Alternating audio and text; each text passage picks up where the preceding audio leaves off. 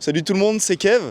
On se retrouve ce week-end en République tchèque, on va vous faire découvrir un peu ce 4e week-end de l'année. C'est une course que j'aime beaucoup, c'est une course qui nous a valu presque une victoire l'année dernière si j'avais pas fait une bêtise sur la dernière manche où j'ai calé sur la ligne de départ. Mais voilà, c'est une super belle épreuve, 7 km 8, c'est la plus longue de notre championnat cette année puisqu'on fait pas Trento en Italie. Donc ça sera ce week-end la manche la plus longue, que ça soit en chrono ou en distance. Je pense qu'on va se régaler, on sort de 2 week-ends qui étaient pas très simples. On a bien bossé sur la voiture pour la remettre comme neuve, mais surtout pour la faire progresser puisque les résultats sont pas anodins, on avait quelques difficultés sur des choix de setup qu'on a fait en ce début d'année et qu'on a cherché. On est revenu en arrière. Pour être totalement franc, on est revenu un petit peu en arrière ce week-end, donc je pense que ça va payer. On va voir ça très vite demain. Donc voilà, on vous emmène avec nous suivre tout le week-end et puis j'espère que vous allez kiffer ce nouveau week-end à nos côtés et que vos retours seront bien.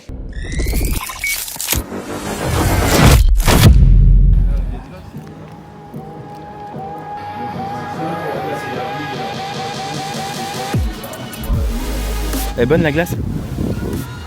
Il y a intérêt. Moreno, c'est la meilleure glace. C'est joli Prague quand même.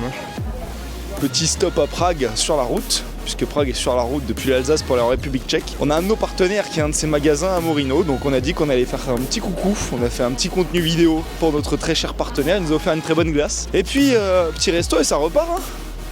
Donc c'est reparti pour Stenberg. Bon ouais, après l'onboard de la Nova Proto NT01 Kevin Petit, nous sommes sur l'onboard du caddie de Kevin Petit. C'est spécialité non plus. Ah, tu vas bien manger là, tu sais même pas ce que tu manges. Je pense que je vais goûter un peu de tout puis je vais en rester là. Là, je crois que quand t'as dit soupe et que t'as dit je veux pas de soupe et qu'elle a dit ah soupe, elle a servi ça quoi. Mais non, parce que j'ai dit non, merci. Bon ça.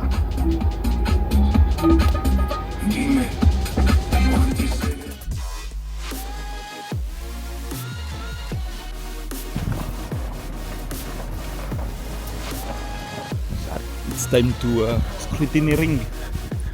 Puis avec un accent partout. C'est un accent tchèque là. Donc là, on va faire les vérifs administratives. Oui Les monsieur. gars attendent avec les vérifs techniques pour voir si je suis éligible à la course. Pas éligible. Alors les vérifications administratives, ils contrôlent simplement si j'ai bien ma licence, mon permis, si je les paye pour pouvoir rouler, surtout ça. Et puis c'est à peu près tout quoi. Après c'est surtout technique où il y a plus de travail avec la voiture, les équipements.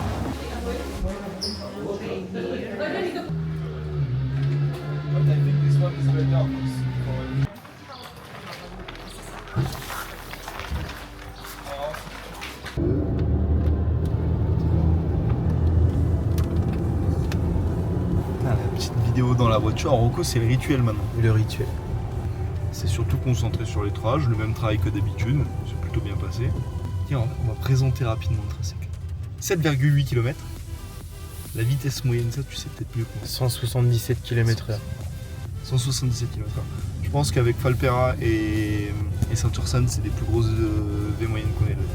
Il y a 4 grosses épingles, je trouve qu'elles sont super importantes puisque c'est 4 grosses épingles avec beaucoup de lignes droites derrière, donc il faut vraiment se concentrer sur la motricité en sortie. Il va falloir vite se mettre dans le rythme, mais l'année dernière ça s'était très bien passé. Jusqu'à ce que... Alors ça s'était très bien passé, c'était un discours en demi-face quand même parce que le vendredi on s'était quand même fait rentrer dedans en face-face avec une voiture sur les Rocco. Donc j'avais passé la nuit à l'hôpital et le lendemain j'avais roulé avec la main, pas dans le plâtre, je vais pas abuser, mais la main, comment on appelle ça? Bandée. Et j'avais une oreille en chou-fleur. C'était pas grand chose, mais j'avais quand même une tête de rugbyman. Le samedi, on était vraiment au coup, on était avec Christian, je crois, à quelques dixièmes à la fin de la journée. Le dimanche matin, on avait mis une seconde devant, je crois, la première manche. On avait fait un bon temps. Et chrono qu'on aurait pu améliorer, puisque au data, on avait vu que j'avais gagné 2 secondes. J'avais gagné 2 secondes sur la première manche de course, mais j'ai calé au départ.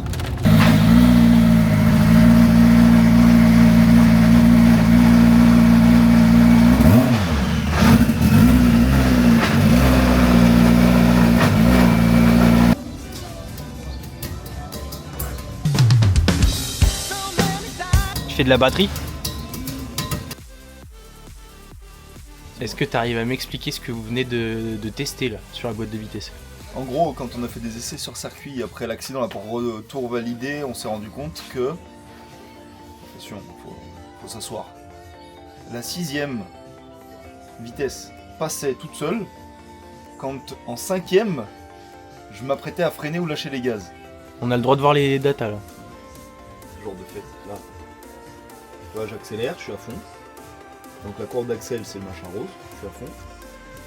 Là, je lâche les gaz. Oui. Je rétrograde pas, mais quand je lâche les gaz et que je freine, elle passe la 6ème là, toute seule. Ça se voit là. Je passe de fifth à C'est un sixte.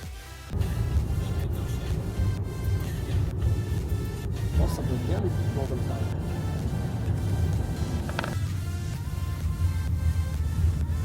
Bon, là, on est au milieu d'un paddock du championnat d'Europe. C'est-à-dire que c'est labyrinthe avec 4000 voitures autour de nous. En plus, en République tchèque, ils galèrent un petit peu avec la place. On est sur 2 parkings, mais il y a des voitures de partout. Et quand on est arrivé hier soir, on savait déjà pas où se garer. Ils nous avaient laissé 8 mètres carrés pour mettre le fourgon remorque. Alors je leur ai montré, je leur ai dit là, vous voyez, on arrive à mettre le fourgon, à peu près la remorque, mais on peut plus décharger la voiture et on peut plus se garer. On m'a dit ah oui, ça pose problème, on pensait que c'était plus petit. Et oui, mais bon. Fourgon, remorque, tout le matos, la voiture, on est quand même 6 membres dans l'équipe ce week-end, donc il nous faut une place quand même pour manger quelque part. Donc ils nous ont changé de position, on se retrouve pas trop mal. Je sais pas ce que t'en penses, mais là on est pas mal. On est très bien. Mais ça reste quand même un paddock qui est très resserré, en plus tout le monde gare ses bagnoles un peu à droite à gauche. Et tout à l'heure, alors qu'on est à peut-être 900 mètres de la ligne de départ, on a mis littéralement 20 minutes à revenir au paddock, en manquant de se faire marcher dessus une centaine de fois je pense. J'admire tes techniques pour filmer là quand même. J'admire tes techniques. Alors ce qui m'inquiète beaucoup comme on peut le voir, c'est quand même qu'on fait l'angle du virage où il y a une dizaine de voitures de course qui vont passer. Et j'espère qu'il n'y a personne qui va nous arracher la remorque.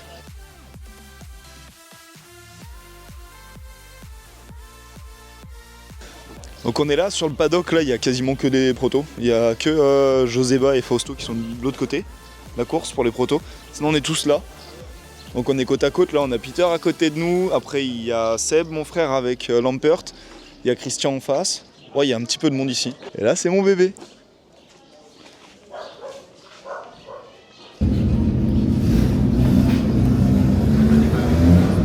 Première séance d'essai, est-ce que le pilote est prêt?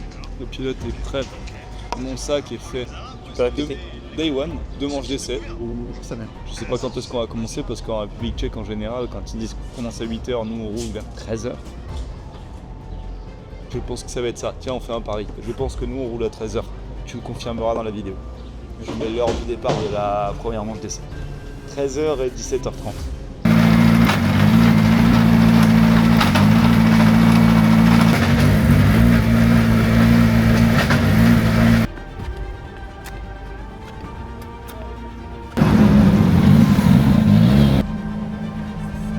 Je to startovní číslo 3, což je Kevin Pettis, jeden z velkých favoritů celkového závodu.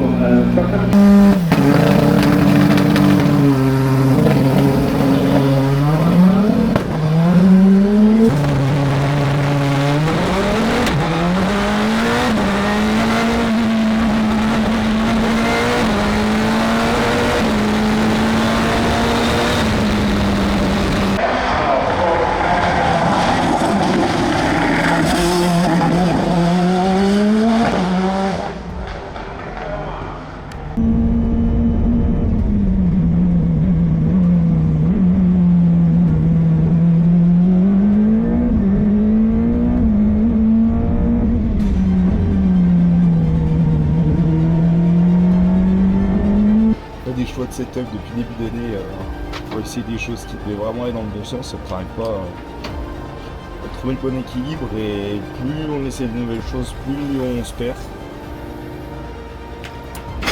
J'ai pas de film dans la voiture, là, on a des bosses dans tous les sens, la caisse se comporte très mal, où j'arrive pas à trouver la limite. Pression trop les vite et ça fait pas de temps donc c'est un peu compliqué. Donc là on revient en arrière, on va essayer de pouvoir progresser l'autre. On nourrit l'équipe. Et on n'oublie pas, bien sûr,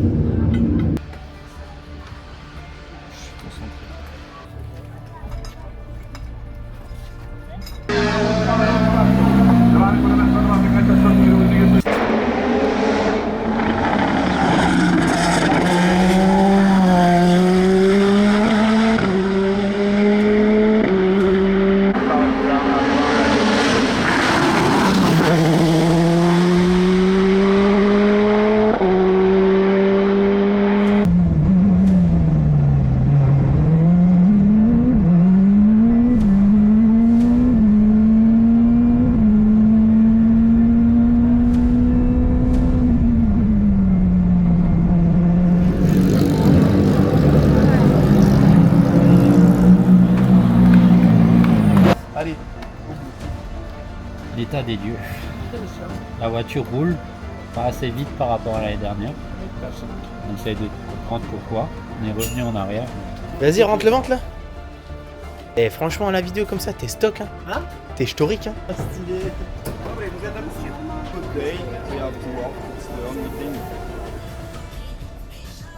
On la refait, peut-être je rentre le ventre. Vas-y, si tu veux. Oh, je suis crispé.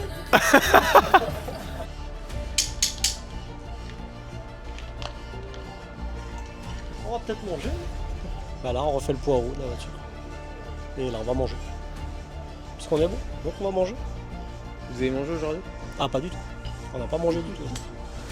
Il se marre le pilote. Ça fait 3 courses qu'ils mangent jamais le midi, c'est pas de ma faute. C'est que vous avez pas faim?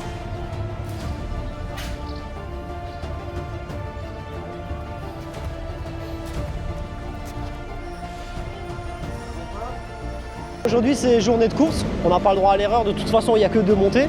En espérant que tout le travail qu'on a réalisé hier, ça va vraiment lui plaire et que ça va porter ses fruits. Donc, verdict dans quelques minutes. Se lever à 6h30 pour qu'il ne court pas avant midi 14. Day 2, Day 1 pour la reconversion. Passer de pilote à peu près rapide à pilote rapide. A few moments later. One eternity later. C'est magnifique, ce plan résume parfaitement la course de côte. We are waiting for the start. Ça résume qu'il est 12h55, on a toujours pas mangé. C'est vraiment un problème. Heureusement que j'ai pris la... Non mais là c'est pas de ma faute. A my czekamy, jak Steve zajdzie.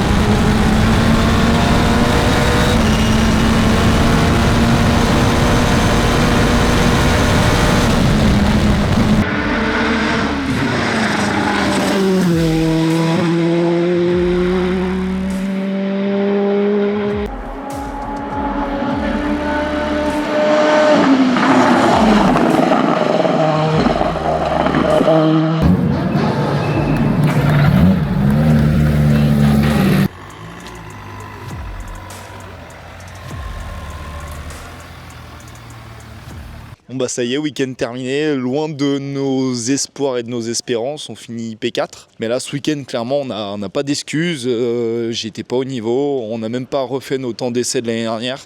Tout d'abord moi je me suis peut-être pas tout à fait remis en confiance comme j'aurais voulu le croire après notre mésaventure au Portugal. Et puis je pense que le travail qu'on a effectué sur la voiture ces derniers week-ends ne paye pas comme on l'espérait. On a pris quelques directions de setup qui sont pas les meilleures et qui voilà nous mettent pas en confiance au volant de la voiture. Maintenant je reste assez positif, on engrange beaucoup d'expérience, les difficultés font partie du sport et elles nous permettent d'évoluer à chaque fois, de devenir meilleur, d'apprendre beaucoup pour pouvoir prendre de meilleures décisions à l'avenir. Et puis si on rencontre aucune difficulté, on n'apprendra jamais à faire mieux. Donc voilà, c'est la suite logique d'un chemin semé d'embûches qui est celui d'un sportif. Ça va être à nous de rebondir dans les jours à venir. On a déjà d'ici 4-5 jours une manche en Allemagne, malheureusement où j'avais vécu l'un des moments les plus compliqués de ma carrière. Donc c'est le meilleur moment pour revenir au haut niveau, prendre notre revanche sur tout ça et puis montrer qu'on est présent. Donc écoutez, encore merci à tous de nous avoir suivis tout ce week-end et puis depuis quelques week-ends maintenant. Et puis j'espère qu'on vous vloguera de meilleures nouvelles la semaine prochaine. Allez, ciao tout le monde. Yeah. Yeah.